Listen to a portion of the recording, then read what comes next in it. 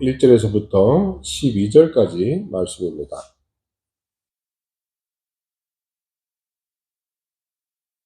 저와 여러분이 한 절씩 교독해서 읽겠습니다. 아볼로가 고린도에 있을 때에 바울이 윗지방으로 다녀 에베소에 와서 어떤 제자들을 만나 이르되 너희가 믿을 때 성령을 받았느냐? 아니라 성령이 계심도 듣지 못하였노라. 바울이 이르되 그러면 너희가 무슨 세례를 받았느냐? 대답하되 요한의 세례니라. 회개의 세례를 베풀며 백성에게 말하되 내 뒤에 오시는 이를 믿으라 하였으니 이는 곧 예수라 하거늘. 그들이 듣고 주 예수의 이름으로 세례를 받으니 바울이 그들에게 안수 성령이 그들에게 임하심으로 방언도 하고 예언도 하니 모두 12사람쯤 되니라. 바울이 해당에 들으며 하나님 나라에 관하여 강론하며 금면하니 어떤 사람들은 마음이 굳어 순종하지 않고 무리 앞에서 이 도를 비방하거늘 바울이 그들을 떠나 제자들을 따로 세우고 두란노 서원에서 날마다 강론하니라. 기회를 지금 헬라인이나 다 주의 말씀을 뜻하라. 네.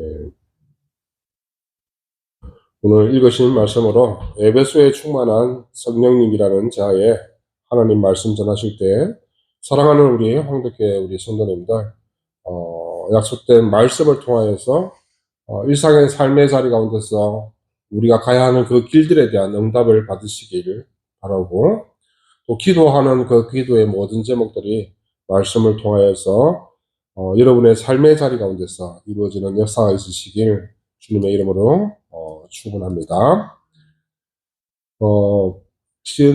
지난주까지 해서 이제 사도행전 18장까지가 사도 바울이 전도 여행을 총 3번 떠나게 되는데 그 3번의 그 전도 여행 중에서 2번째 전도 여행이 끝이 나게 됩니다.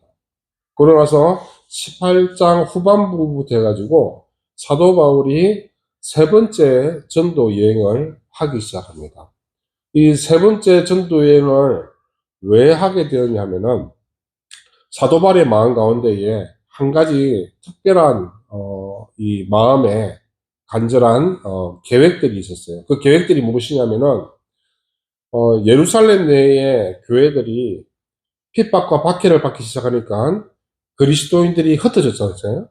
온 세계 가운데로 흩어지게 되었는데 교회가 굉장히 어려운 상황 가운데 빠지게 됩니다. 어느 교회가요? 예루살렘 교회가 어려운 문제 가운데 봉착을 하게 돼요. 그래서 사도 바울의 마음 가운데에 어려운 가운데 있는 예루살렘 교회를 어떻게 하면 도울 수 있을까 생각을 하면서 흩어져 있는 유대인들, 특별히 그들 중에서 그리스도인들의 헌금을 모아서 예루살렘 교회로 가서 헌금을 해야 되겠다라는 마음의 소원이 사도 바울 가운데 있게 돼요.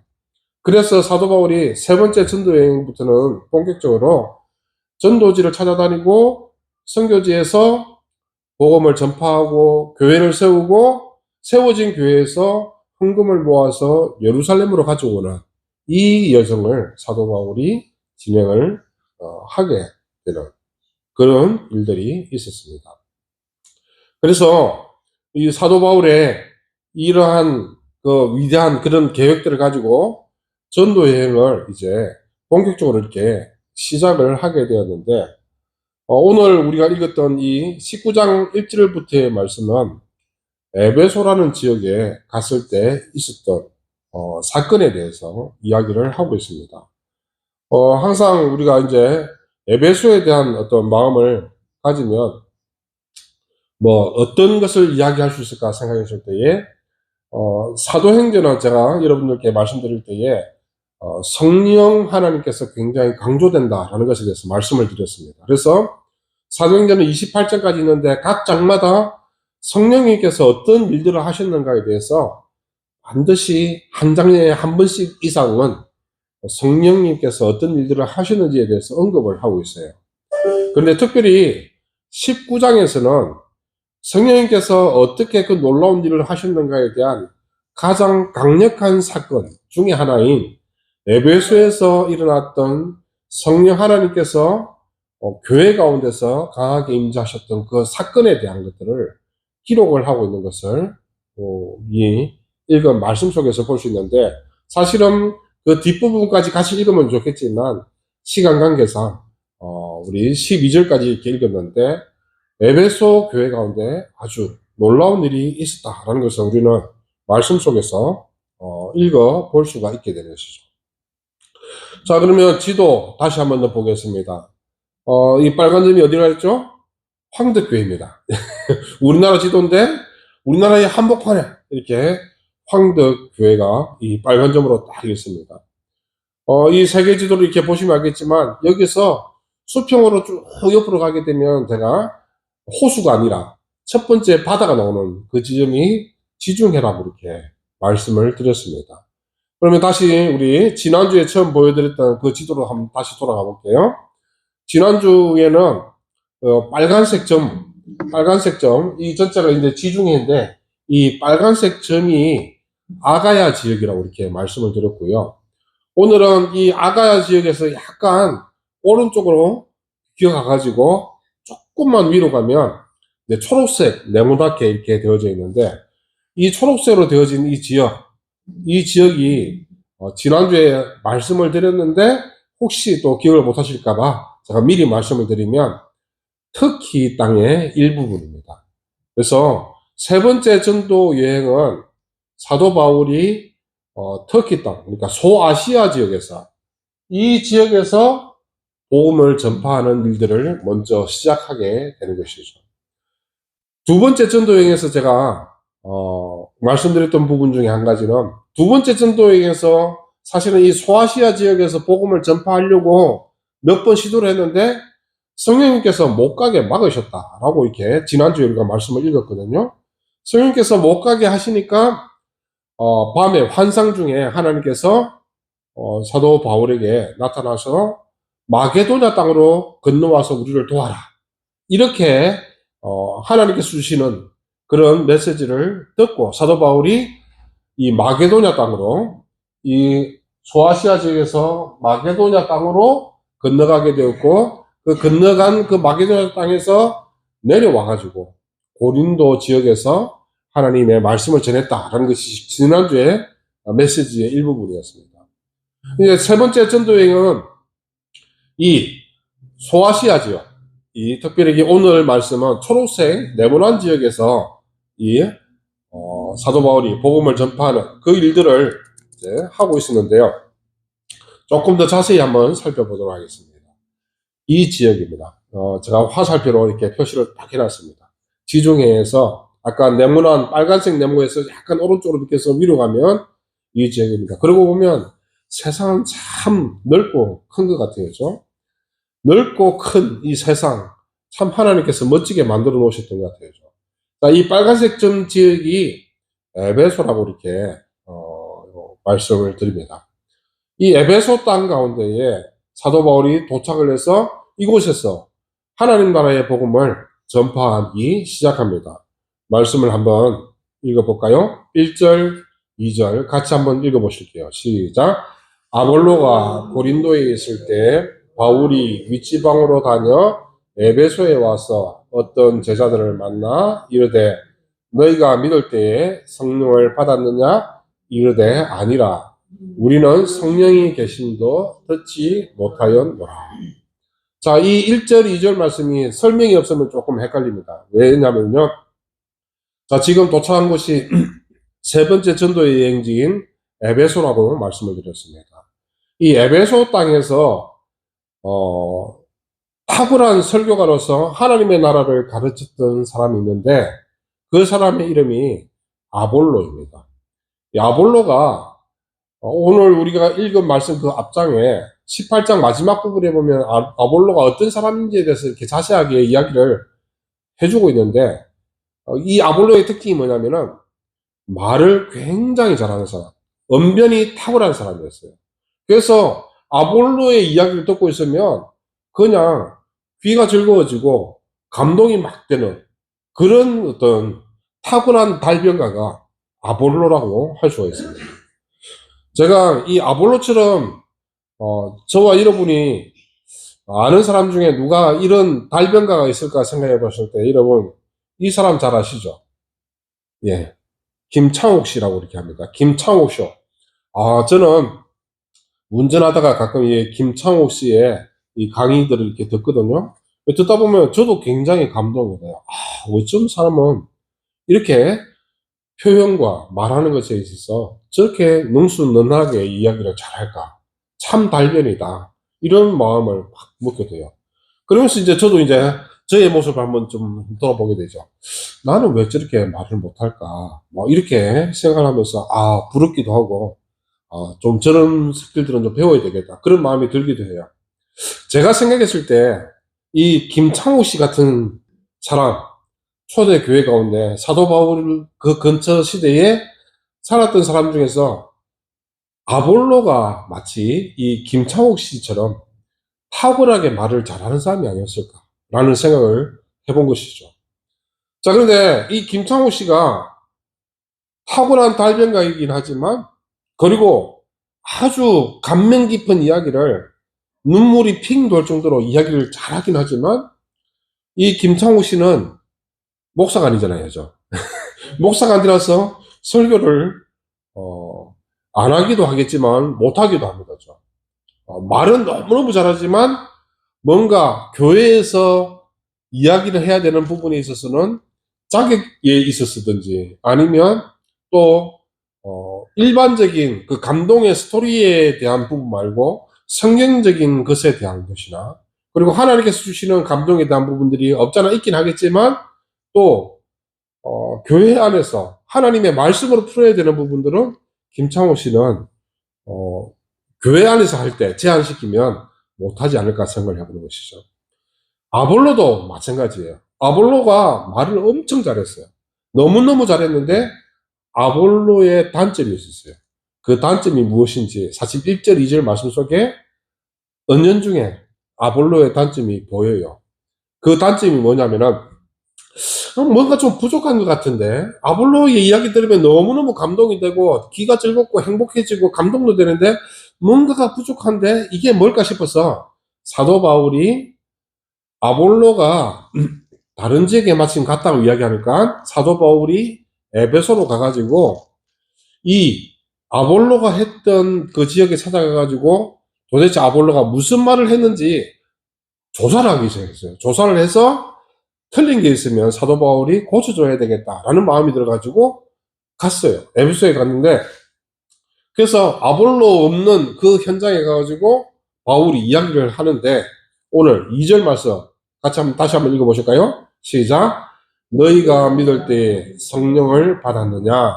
이르되 아니라 우리는 성령이 계심도 듣지 못하였더라. 예, 아볼로의 단점이 뭐예요? 말은 너무너무 잘하는데 뭐예요? 안고 빠진 찐빵처럼 우리 그리스도인으로서 반드시 알아야 되는 성령께서 초대교회 역사 가운데서 어떤 놀라운 일을 하셨는가에 대한 이러한 내용들이 쏙 빼놓고 아볼로가 유대인들에게 특히 기독교인들에게 설교를 했다라는 것이죠. 그래가지고 사도 바울이 가가지고 너희가 믿을 때 성령을 받았느냐 하니까 이 아볼로 밑에서 배운 사람들이 교회 교인들이 전혀 동문서답과 같은 이야기를 하는 거예요. 성령 그게 뭔데요? 이렇게 되는 그런 문제가 발생하게 되었다라는 것이죠. 자, 그러면 잘못된 문제가 부각이 되어졌으니까 사도 바울이 이 잘못된 문제 가운데 있는 에베소 지역에 있는 교인들에게 새롭게 하나님 나라의 복음을 전해야 되겠다라고 생각하고 이야기합니다. 자, 3절 같이 한번 읽으실게요. 시작. 바울이 이르되 그러면 너희가 무슨 세례를 받았느냐? 대답하되 요한의 세례니라. 자, 요한의 세례밖에 받지 못했다라고 이야기합니다. 사도 바울이 머리를 탕 치는 거죠. 이 사람들의 문제가 바로 여기에 있구나. 세례를 받게 됐을 때 요한의 세례밖에 모르는구나. 자, 요한의 세례라고 해서 잘못된 세례는 아닙니다. 왜냐면요, 예수님께서 공생의 사역을 시작하실 때 예수님께서 세례를 받으셨어요. 누구한테 세례 받았는지 아세요? 요한에게 세례를 받았어요. 자, 예수님께서도 받으셨던 그 요한의 세례, 그 세례가 잘못된 것은 아니에요.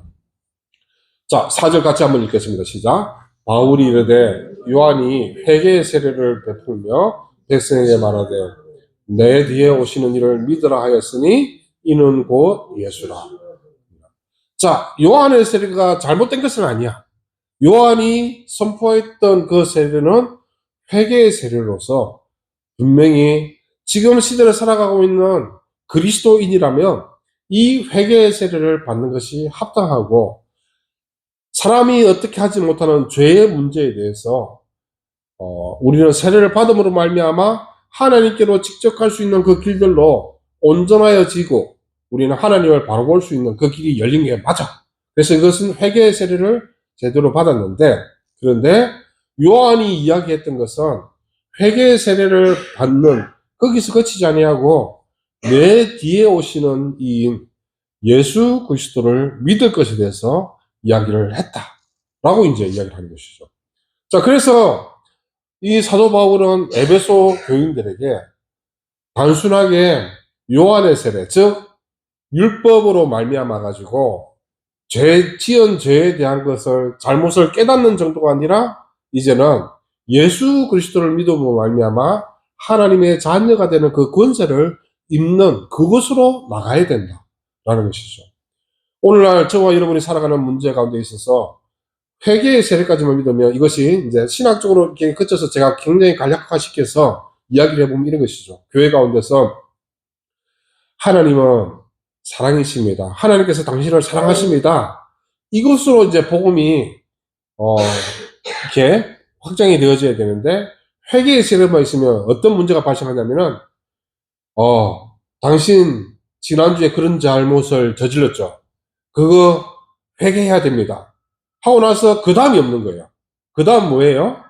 회개를 했으면 예수 그리스도의 품에 안기셔서 그 예수님께서 우리의 하나님이 되시는데, 그 예수 그리스도를 믿음으로 말미암아 구원으로 갑시다. 이렇게 되어져야 되는데, 지난주에 잘못했죠? 그 잘못 때문에 당신은 큰 벌을 받을 수 있습니다. 잘못에 대한 지적으로 끝나게 되는 문제가 발생하게 된다는 것이죠. 그래서 회개의 세례가 틀린 것은 아니지만 거기서 한 걸음 더 나가야 된다라는 것에 대해서 사도 바울이 이야기를 이 에베소 교인들 가운데 하고 있는 것을 보게 됩니다. 자, 5절 말씀 같이 한번 읽겠습니다. 시작. 그들이 듣고 주 예수의 이름으로 세례를 받으니, 6절요. 바울이 그들에게 안수하매 성령이 그들에게 임하심으로 방언도 하고 예언도 하고, 7절 모두 12사람쯤 되니라. 자, 이제 우리가 이 속에서 하나의 하나님 나라의 중요한 이 과정들 속에서 한 가지들을 이렇게 깨닫게 됩니다. 그 깨닫는 것이 무엇이냐면은, 일단 죄가 있으면 하나님께 나갈 수가 없어요. 왜요? 하나님은 절대 선이시거든요. 절대 선이신 하나님 앞에 죄를 가지고 하나님 앞에 서면은 그 죄 때문으로 인하여 하나님 앞에 선 그 사람도 불타 없어지게 되는, 소멸되게 되는 문제가 발생하게 됩니다. 그래서 우리는 죄의 문제를 해결하고 하나님 앞에 서야 되거든요. 우리가 죽어서 하나님 앞에 서게 됐을 때에 죄의 문제가 해결되어졌는지에 대한 것들. 그러면 요한이 베풀었던 그 세례의 그러한 모습처럼 잘못을 시인하고 우리가 자복함으로 말미암아 이 죄의 문제를 해결하고 주님 앞에서 온전해진 모습으로 사랑이신 하나님 앞에 새로워지는 모습으로 서게 되는 것이죠. 자, 우리 여기서 이런 것들을 한번 생각해 봤으면 좋겠어요. 자, 여러분들, 하나님 앞에 우리는 거룩한 주님 앞에 섰습니다. 그럼 여러분들은 세상 가운데 살 때 온갖 문제들을 가지고 교회 앞에 나왔어야죠. 교회에 나와서 하나님 앞에 섰습니다. 물론 교회가 아닌 하나님은 온 세계 어느 곳에나 계시는데, 그 어디나 계신 그 하나님 앞에 우리가 죄의 문제를, 또는 내가 가지고 있는 일상의 문제들을 가지고 주님 앞에 섰어요. 자, 우리의 해결 방식은 보통 이렇게 해결하려고 합니다. 하나님, 나에게 이런 문제가 있습니다. 이 문제 좀 해결해 주십시오. 자, 옆에 분하고 한번 보십시오. 옆에 분한테, 나한테 이런 문제가 있는데, 이런 문제 당신이 해결해 줄 수 있어요? 이렇게 한번. 이 문제 해결해 줄 수 있어요? 한번 질문 한번 해보실게요. 시작. 이 문제 해결해 주실 수 있어요? 예. 그러면 당연히 못하겠죠, 그죠? 예, 못합니다. 자, 하나님 앞에 이 문제 해결해 주실 수 있으세요? 라고 질문하고 하나님 앞에 이 문제를 던지면 하나님이 그 문제 해결해 주십니다. 그런데요, 해결해 주시는데 그보다 더 좋은 방법이 있어요. 그 더 좋은 방법이 뭔지 아세요? 그건 뭐냐면은 하나님 이 문제 해결해 주세요 하고 하나님께서 이 문제만 해결하는 그거 우리가 바라보지 마시고요. 하나님, 저는 이 문제를 안고 살아가고 있습니다. 저는 이 문제를 아는 그대로 하나님 앞에 섰습니다. 이 문제와 함께 나도 주님 품에 안아 주십시오. 우리는 이 마음이 필요하다는 거죠. 하나님께서 나의 문제를 해결해 주셨다는 것이 아니라 문제 있는 나도 하나님께서 해결해 주셨다. 이것이 하나님 앞에서는 우리의 바른 신앙의 모습이다. 라는 것이죠. 사랑하는 여러분, 일상의 삶의 자리 가운데 문제가 없는 삶을 살 수는 없습니다. 그럼 그 문제가 있기 때문에 우리는 하나님 앞에 못 나간다 생각하지 마시고요. 그 문제 그대로 안고 주님 품에 안기시길 바랍니다. 그렇게 하면 하나님께서 여러분의 문제뿐만 아니라 여러분도 품어주시고 여러분도 다시 하나님 뜻 안에서 온전하게 새로운 존재로서 성령 하나님 주시는 은혜 아래에서 살아갈 수 있는 존재로 여러분을 세워주시게 되실 것입니다. 옆에 분하고 한번 인사 다시 한번 하시겠습니다. 그 문제 가지고 그대로 하나님 앞에 갑시다. 예. 예. 그 문제 가지고 가는 거예요. 그 문제 해결해 달라고 자꾸 문제다 분리시키지 마시고 그 문제 가지고 하나님 앞에 가시길 바랍니다. 자, 그렇게 하게 되니까 사도 바울이 이제 그들에게 안수를 하게 돼요. 문제 가지고 그대로 온 그들에게 사도 바울이 안수를 하게 되니까 그들 가운데 놀라운 역사가 일어나게 돼요. 그 놀라운 역사가 뭐냐면은 파란 글씨로 적어놨어요. 뭐예요? 방언도 하고 예언도 하게 됐다. 자, 성령님께서 에베소에 있는 교인들 가운데에 사도 바울이 자신의 그 죄 문제를 하나님 앞에 가지고 내려놓은 그 사람들을 향하여서 사도 바울이 안수하기 시작하니까 그 사람들이 기도를 하기 시작하는데 방언도 하고 예언도 하기 시작했다. 자, 이 방언과 예언에 대해서 이야기하면 교회 안에서 이야기하면 어떤 교단으로 가면 굉장히 아주 그냥 뿌듯하고 자부심 가지고 막 아주 북적북적해지는 그런 교회 분위기가 있고 또 어떤 교인들에게 가면 나는 방언도 못 받았는데 이럴 때는 좀 조용히 있어야 되나 원매 기주고 뭐 이런 분위기로 이렇게 가는 경우도 있는데요. 여러분 방언과 예언에 대해서 이렇게 이해를 하면 사실 우리는 방언과 예언 속에서 하나님께서 이렇게 나를 사랑하시는구나에 대한 그 하나님의 사랑의 계획들을 새롭게 깨닫게 됩니다. 그것이 무엇이냐면요. 방언을 이렇게 할게요. 우리는 뭐 방언이라 하면 딴 이야기, 딴 나라 말 막 이렇게 기도하고 막 이런 걸 생각하는데 그 시기에는 그런 방언이 필요했어요. 왜요? 어떻게 하나님 앞에 나가야 되는지 몰랐기 때문이죠. 자, 그러면 어떻게 하나님 앞에 나가는지 모르는 사람들이 하나님 앞에서 하나님과 대화를 한다? 어떻게 대화할 수 있을까요? 모르는 거죠. 그러니까 막 이렇게 있는 그대로 하는데 하나님께서 그 길을 탁 터서 열어주신 거예요. 그래서 하나님과 그리스도인이 대화를 할 수 있는 길이 열리게 된 거예요. 자, 그럼 이것을 우리는 보통 뭐냐면은 말이 통하는 상태가 되는 거. 이게 뭐예요? 요즘 말로 소통이라고 이야기합니다. 소통. 자, 여러분, 우리가 방언을 한다? 그것은요, 하나님과 소통하는 것이다. 라는 것이죠. 자, 그러면 여러분, 방언 못해도 괜찮아요. 방언을 할 수 있어도 괜찮아요. 왜냐면은, 지금 우리는 필요한 것이 방언을 하느냐 못하느냐 그것이 중요한 것이 아니라 뭐예요? 하나님 아버지와 소통하느냐 못하느냐 그 문제입니다. 그래서 방언에 대한 수단을 가지고 나는 하나님과 소통이 안 된다. 그것이 아니라 또렷한 말로 기도하면서 하나님께서 내 마음 어루만져 주시고 내가 하나님 앞에 내 이야기를 하게 됐을 때 하나님께서 들어주신다면 우리는 하나님과 소통하는 것입니다. 또 다른 방언이 개념이 되는 것이죠. 그래서 여러분, 방언을 하는 여러분들이 아니라 하나님과 소통하실 수 있는 믿음의 사람들 되시길 주님의 이름으로 축원합니다. 자, 하나님과 소통하면 우리의 모든 문제를 안고 하나님 앞에 서게 되었고죠. 그리고 우리는 그 일들로 통해서 매일매일이 새로운 하나님의 자녀로 살아갈 수 있는 그 길들이 열리게 되는 것이죠.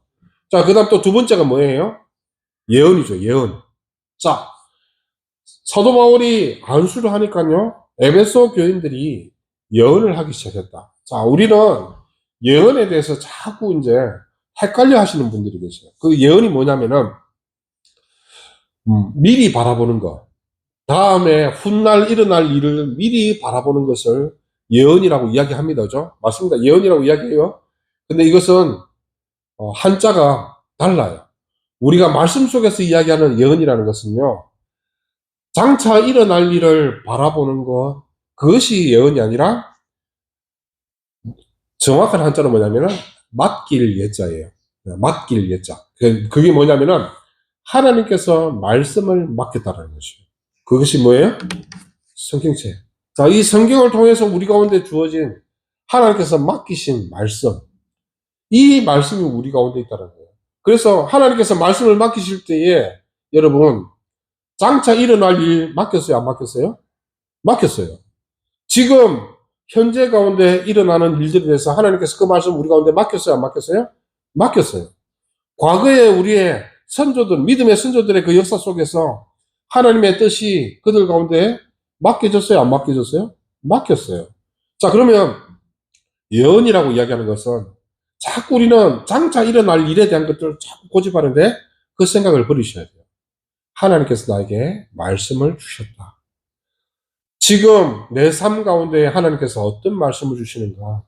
그것이 우리는 궁금하다 생각해서 귀를 기울이고 말씀에서 하나님의 뜻을 찾아야 된다는 것이죠.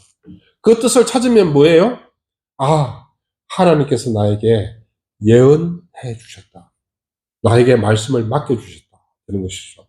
그래서 우리 사랑하는 우리 황덕교회 우리 모든 성도님들은요, 하나님의 뜻을 저 이상한 뭐 예언자 집단이라고 하는 그런 동네 가가지고 내가 어디 가서 뭐 좀 삐리삐리 하면서 이렇게 말씀을 받아야 되겠다. 그래서 들었는데 그 사람이 이상한 얘기를 했어요. 그러면 이상한 영에 사로잡히게 되는데 그런 것이 아니라 우리가 가장 절대시하고 가장 정확하게 우리가 말씀을 받아야 되는 것은 성경 말씀을 통해서 하나님의 뜻을 받아야 된다. 사랑하는 우리 황덕교 성도님들, 여러분들의 문제 많은 삶 가운데 있어 그 뚜렷한 해결책, 말씀 속에서 찾을 수 있게 되는 모든 성도님들 되시길 주님의 이름으로 축원합니다. 네. 자, 8절 같이 한번 읽겠습니다. 시작. 바울이 회당에 들어가 석 달 동안 담대히 하는 나라에 대하여 강론하고 권면하되 어떤 사람들은 마음이 굳어 순종하지 않고 무리 앞에서 이토록 비방하거늘 바울이 그들을 떠나 제자들을 따로 세우고 두란노 손에서 날마다 강론하니라. 자, 사도 바울의 전도 여행의 특징이 뭐냐면은 사도 바울은 가는 곳곳마다 유대인들이 즐겨 모이는 곳이 있어요. 장소. 회당이라고 얘기해요. 회당. 이 회당에서 사도 바울은 하나님의 말씀을 전했거든요. 근데 이 회당에서 하나님 말씀을 전하면 꼭 문제가 발생해요. 그 문제가 뭐냐면은 아무리 좋은 하나님 말씀이라도 그것을 듣기 싫은 사람들이 있는 거예요.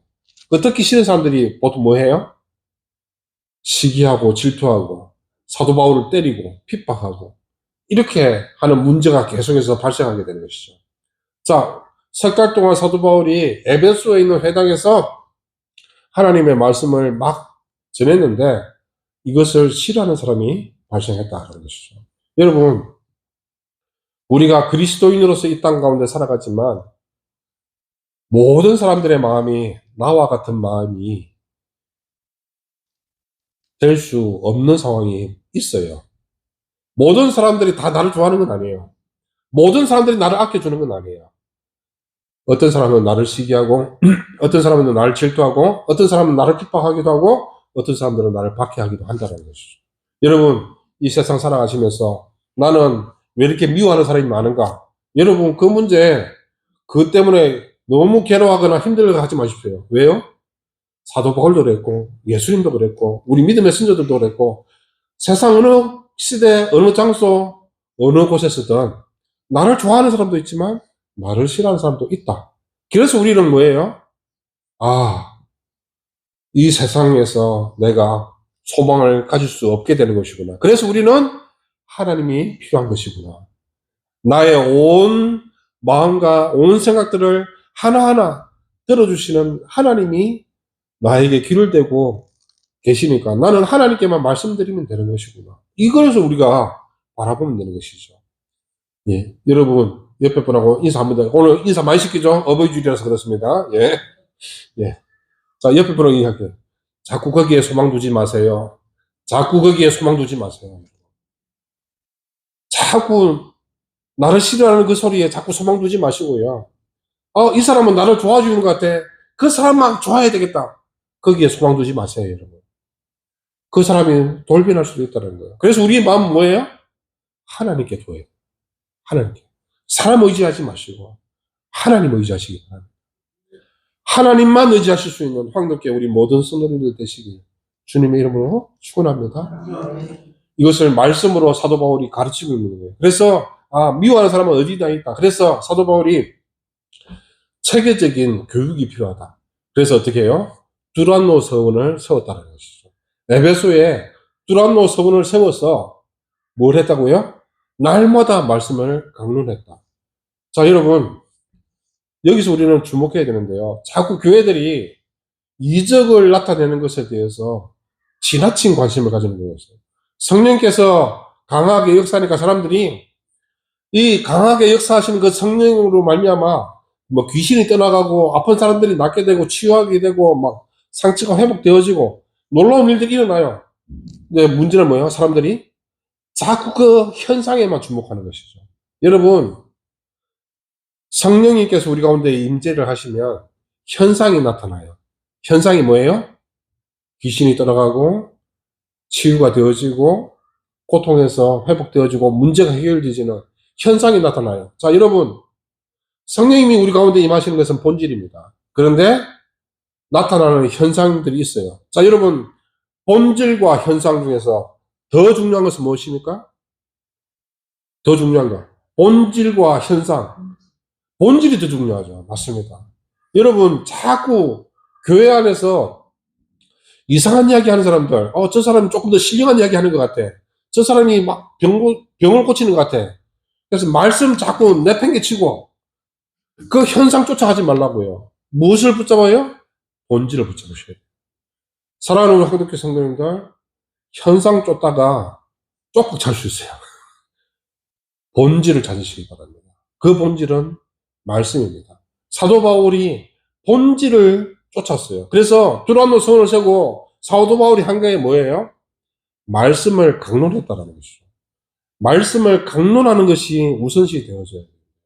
사도 바울이 귀신을 쫓아내고 치유하는 역사가 나타나니까 사도 바울이 그때부터 말씀 전하는 것을 집어치우고 귀신 쫓아내는 일에 전무했더라. 이것이 아닙니다, 여러분. 그죠? 사도 바울이 한 게 뭐예요? 두란노 성을 세고 말씀을 강론하니라. 이것입니다. 사랑하는 우리 황덕교 성도님들, 우리는 말씀으로 돌아와야 됩니다. 말씀이 기준이 되어져야 됩니다. 말씀이 기준이 되어지면 우리의 모든 삶 가운데 일어나는 그 길 가운데 고쳐지는 거, 회복되어지는 거 다 일어납니다. 다 일어나고 거기서 더 나가서 뭐예요? 하나님을 사랑하게 되고 하나님 품에 안기게 되고 하나님과 영원히 살 수 있는 그 아름다운 천국의 길이 우리 가운데 열려지게 된다라는 것입니다. 자, 10절 같이 한번 읽겠습니다. 시작. 2해 동안 이같이 하니 아시아에 사는 자는 유대인이나 헬라인이 다 주의 말씀을 듣더라. 11절. 하나님이 바울의 손으로 놀라운 능력을 행하게 하시니 12절 심지어 사람들이 바울의 몸에서 손수건이나 앞치마를 가져다가 병든 사람에게 얹으면 그 병이 떠나고 악기도 나가니라. 자, 여러분 자꾸 12절에 주목해요. 자, 12절 주목하는 문제가 뭐예요? 사도 바울이 직접 못 가면 사도 바울이 썼던 손수건 같은 거 가져다가 놓으면 귀신도 떠나가고 병 고치는 치유의 역사도 나타나고, 자, 이런 일들이 일어나니까 사람들이 자꾸 시선은 12절에 머무는데 12절에 머물면 안 돼요. 뭐예요? 9절을 뭐야? 두란노 성을 세고 사도 바울이 말씀을 강론했다. 이 말씀이 우리 가운데서 움직여서 역사해야 된다. 이것이죠. 사랑하는 우리 황덕교회 성도님들, 우리의 눈은 현상을 벗어나서 본질로 향할 수 있어야 되겠습니다. 항상 황덕교회 성도님들의 우리 온 중심은 본질이신 말씀을 따라서 성령님과 동행할 수 있는 사랑하는 우리 황덕교회 성도님들 다 되시길 주님의 이름으로 축원합니다. 옆에 분하고 마지막으로 인사하시겠습니다. 본질이 무엇인지 아시죠? 기도하시겠습니다. 사랑과 은혜가 충만하신 하나님 아버지, 귀한 은혜에 감사합니다. 오늘 에베소에 충만한 성령님의 모습을 말씀을 통해서 보게 됩니다. 사랑하는 우리 황덕교회 성도님들 한 분 한 분 모두가 다 본질이신 성령님, 그 성령님과 우리의 삶의 자리 가운데서 연결하고 있는 약속된 본질이신 성경 말씀을 통해서 하나님의 뜻을 발견하고, 말씀을 통하여서 행복해지며, 말씀을 통하여서 치유되어지고, 말씀을 통하여서 회복되어지며, 말씀을 통하여서 온전한 삶으로 살아갈 수 있는 저희들의 모습이 될 수 있도록 인도해 주옵소서. 주신 말씀 감사합니다. 사랑이 많으신 예수님의 이름으로 기도드립니다. 아멘.